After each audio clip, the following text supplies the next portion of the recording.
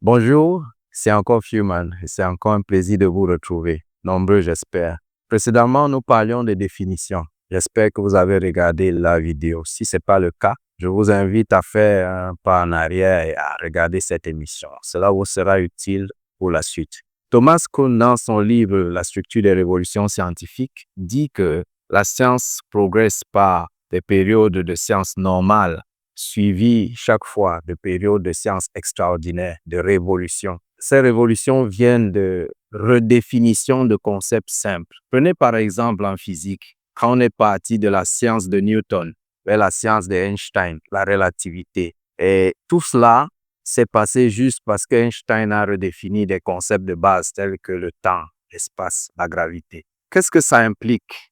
Si on n'avait pas eu cette révolution scientifique, ce changement de paradigme, comme Thomas Kuhn l'appelle, il n'y aurait pas de smartphone, il n'y aurait pas de montre connectée, pas d'appels internationaux, pas d'Internet par satellite. Imaginez un monde où vous ne pouvez pas commander un Yango ou un Uber. C'est dans ce monde que nous vivons. Et tout cela, s'il n'y avait pas eu un changement de paradigme.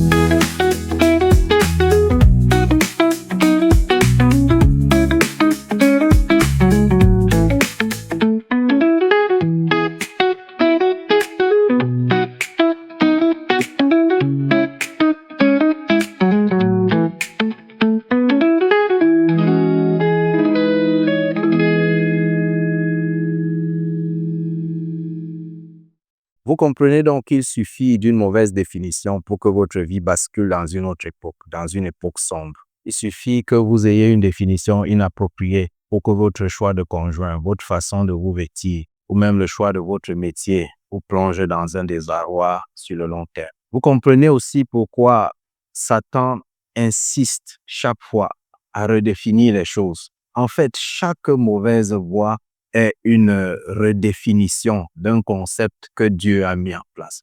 Et c'est pour ça aussi que Dieu insiste chaque fois à repréciser les choses par sa parole. Paul, qui, à cause d'un paradigme erroné, persécutait l'Église, lui-même dira, Romains chapitre 12, verset 2, « Ne vous conformez pas au siècle présent, mais soyez transformés par le renouvellement de votre intelligence, afin que vous sachiez discerner quelle est la volonté de Dieu, ce qui est bon, agréable et parfait. » Vous voyez, Paul invite à un changement de paradigme, une redéfinition des choses. En redéfinissant, Paul est passé d'un criminel qui persécutait Christ à un apôtre qui a accepté d'être persécuté pour Christ, à un apôtre qui a accepté de donner sa vie pour lui.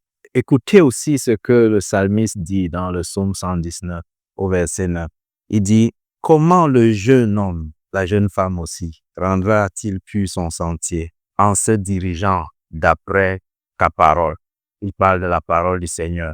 Et au verset 99 et verset 100, voyez ce qu'il dit. « Je suis plus instruit que tous mes maîtres, car tes préceptes sont l'objet de ma méditation. J'ai plus d'intelligence que les vieillards, car j'observe tes ordonnances. » En vous tenant loin de la parole de Dieu, vous vivez dans une époque dépassée.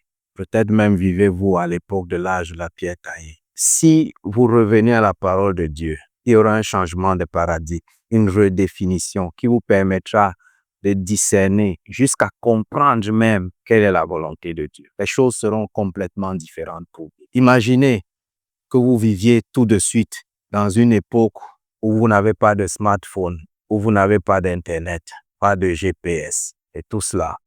Pourtant, toutes ces choses existent juste parce que vous utilisez les mauvaises définitions, juste parce que vous ne savez pas que c'est possible de les avoir. C'est exactement cela si vous ne revenez pas à la parole de Dieu. Et si on changeait tout ça, et si on opérait un changement de paradigme, pourquoi ne pas juste télécharger une application de Bible dans votre téléphone? Ou alors ces nombreux audios qui existent sur Internet? Ou mieux même, pourquoi ne pas avoir une Bible, une bonne vieille Bible papier? Pourquoi ne prendriez-vous pas juste 15 minutes? Je vous assure, 10 minutes, 15 minutes par jour, ça suffirait à transformer votre intelligence, à vous réapprendre les bonnes définitions, à changer votre façon de voir et donc à changer votre vie. Alors, et si on se mettait à la parole de Dieu?